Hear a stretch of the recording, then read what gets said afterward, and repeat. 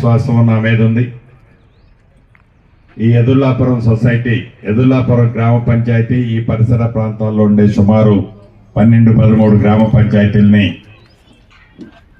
ఒక మున్సిపాలిటీ చేస్తే బాగుంటుంది అని అనేక మంది ప్రముఖులు, నా శ్రేయోభిలాషులు, ఈ ప్రాంతాన్ని మంచి కోరుకునేవారు సూచనలు ఏవైతే ఇచ్చారో వాటిని పరిపరి విధాలుగా ఆలోచించి మీరు అడిగింది చాలా మంచి ఆలోచన అని నిర్ణయించి రాష్ట్రంలో ఒక 4-5 మున్సిపాలిటీలు కొత్తగా ఏర్పాటు చేస్తే అందుట్లో మన ఎదుల్లాపురాన్ని ఒక మున్సిపాలిటీగా ఏర్పాటు చేసుకొని దానికి ఒక మంచి కమిషనర్ని, అంటే జనరల్గా ఏదో డిప్యుటేషన్ మీద లేకపోతే పక్క కమిషనర్లకు అటాచ్మెంట్ చేస్తారు.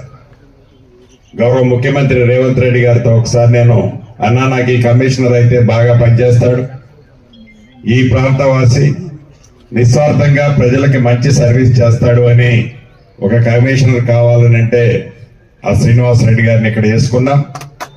తప్పకుండా ఈ ఎదుల్లాపురం మున్సిపాలిటీ నాకు పూర్తి నమ్మకము, విశ్వాసం ఉంది.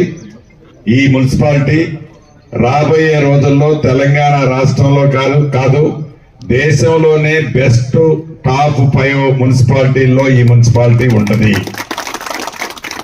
ఆ విధంగా మౌలిక వసతుల పరంగా ఈ ప్రాంత ప్రజల మంచి కోసం, ఈ ప్రాంత ప్రజల యొక్క మౌలిక వసతుల్ని కల్పించే దాంట్లో ప్రభుత్వ పక్షాన ఏమి సాధ్యమైతే ఆ సాధ్యమయ్యే అన్నీ కూడా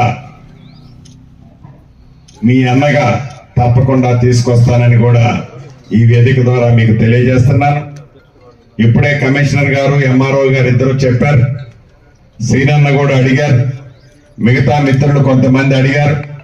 ఖమ్మానికి దగ్గరలో ఒక మంచి పార్కు లేదన్నా ఒక పార్క్ ఏర్పాటు చేసుకుంటే బాగుంటుంది అని అడిగాడు.